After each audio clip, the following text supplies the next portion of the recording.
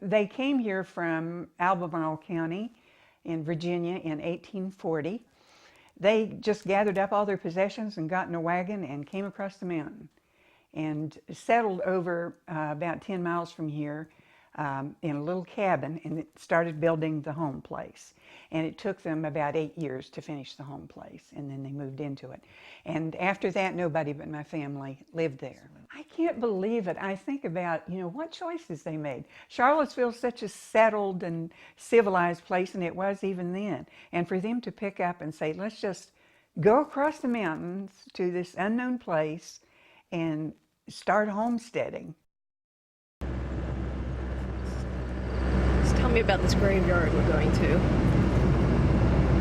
Well, it's the Talbott Graveyard, and most of my ancestors are buried there, and I have a grave site there.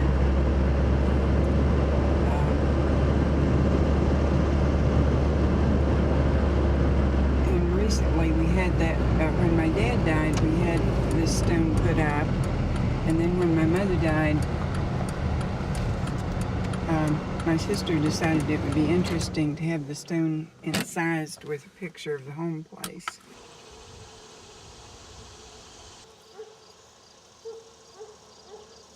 I was living in Salt Lake City, and my dad was a trustee of the church, and he wrote to me and said, "This is the very best time for you to buy a gravesite because the rates will never be lower. You can get it for $35. It's a real bargain." And at the time, I thought, I don't care anything about that, but to please him, I'll do that. So I bought it.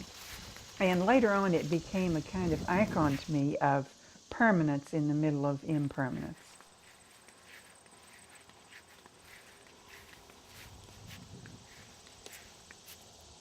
Visiting my gravesite, Talbott Churchyard, West Virginia. Maybe because I was married and felt secure and dead at once, I listened to my father's urgings about the future and bought this double plot on the hillside with a view of the bare white church, the old elms, and the creek below. I plan now to use both plots, luxuriantly spreading out in the middle of a big double bed. But no, finally, my burial has nothing to do with marriage. This lying here in these same bones will be as real as anything I can imagine for who I'll be then. As real as anything undergone, going back and forth to the world out there, and here to this one spot on the earth I really know. Once I came in fast and low in a little plain, and when I looked down at the church, the trees I've felt with my hands, the neighbors' houses and the family farm, and I saw how tiny what I loved or knew was. It was like my children going on with their plans and griefs at a distance, and nothing I could do about it. But I wanted to reach down and pat it, while letting it know I wouldn't interfere for the world. The world being everything this isn't, this unknown, buried in the known.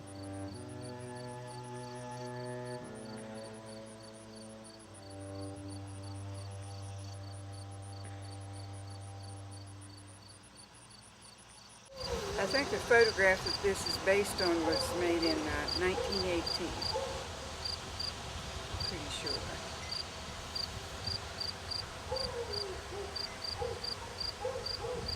On the surface, that means you think about you're going to be buried in the ground. And you don't really know who you truly are or what's going to happen. But you know that piece of land. That piece of land is known. I can look at it. There it is. I am still unknown. And so the unknown will be buried in the known.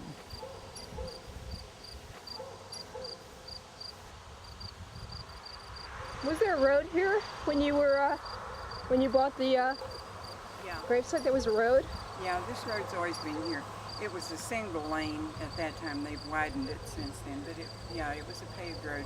I think they must have paved this road shortly before I was born, because all my older siblings remember this as a dirt-based road, mud road. How do you feel like being next to traffic?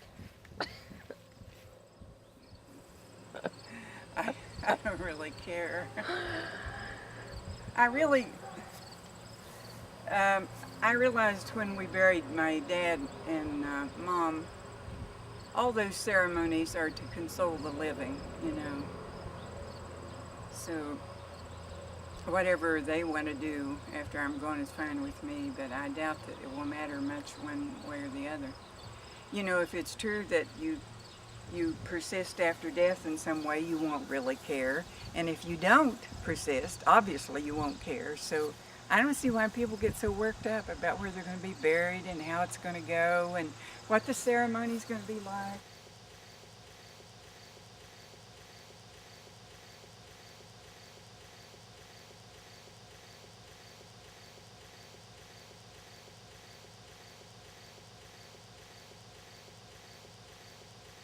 And as far as I can tell from the plot, mine is right, my gravesite's right here. And then I have another one beside it.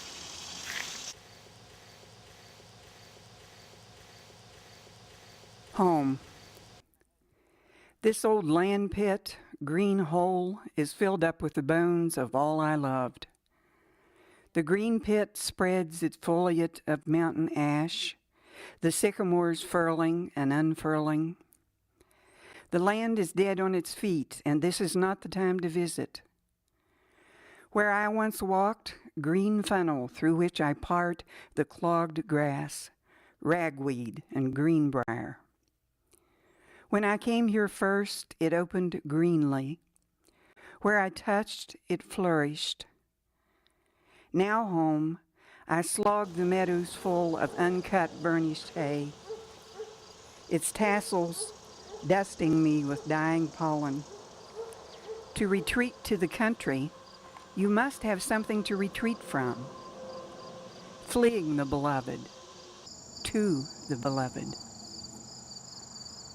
The question here is not asked. The greenwood folds and unfolds its lapping leaves and wants me to become it. I am not becoming here, but being.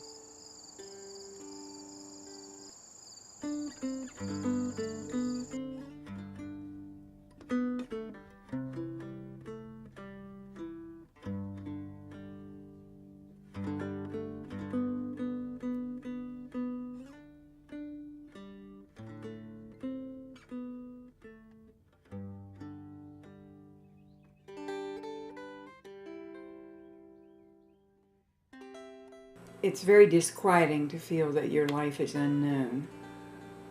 You know, that nobody else will ever really comprehend it. And sometimes while I'm sitting quietly in my room, reading and thinking about what utter creatures of habit we are, so that we crave the same pleasures in exactly the same way, and so we do variations on them to get the same feeling instead of new feeling, which would disturb us. Adding curry powder to fried potatoes, or working for hours on a coq au vin, or asking him to put his hand right there just now. And suddenly a wasp buzzes into the room. From where? Around a tiny crack in the windowsill, where it struggled for over an hour and has finally burst through, wildly careening around in the unexpected enclosed space of this room, piled high with unnatural objects, books and bright-colored clothes and bottles of perfume. Now it has exhausted itself and is resting silently on the ceiling. Yay! I'm just glad to have a life, any kind, goofy, misguided, lonely, confused.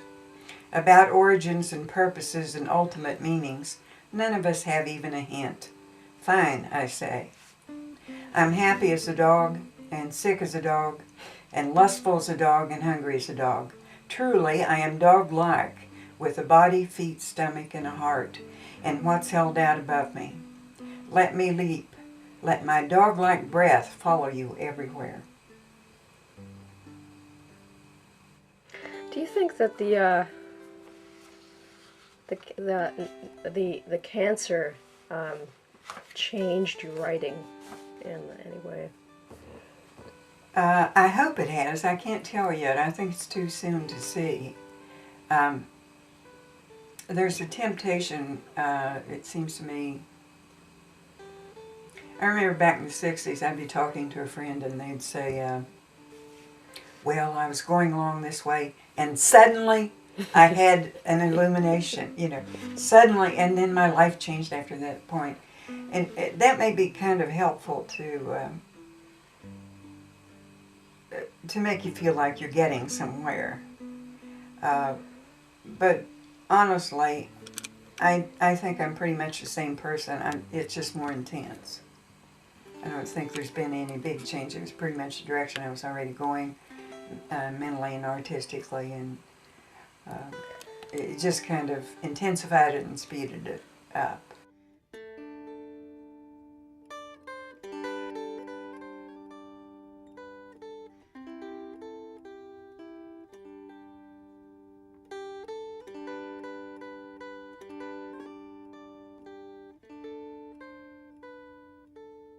Ready. I remember a Sunday with the smell of food drifting out the door of the cavernous kitchen, and my serious teenage sister and her girlfriends, Jean and Maribel, standing on the bank above the dirt road in their white sandals, ready to walk to the country church a mile away, and ready to return to the fried chicken, green beans and ham, and fresh bread spread on the table. The sun was bright, and their clean cotton dresses swirled as they turned. I was a witness to it, and I assure you that it's true. I remembered this 30 years later as I got up from the hospital bed, favoring my right side where something else had been removed. Pushing a cart that held practically all of my vital fluids, I made my way down the hall because I wanted to stand up. For no reason. I had no future plans, and I would never found a movement nor understand the simplest equation. I would never chair the Department of Importance. Nevertheless, I was about to embark on a third life, having used up the first two, as I would this one. So I shoved the IV with its sugars and tubes steadily ahead of me, passing a frail man in a hospital gown pushing his cart from the other direction. Because I was determined to pull this together, hooking this lifeline into the next one.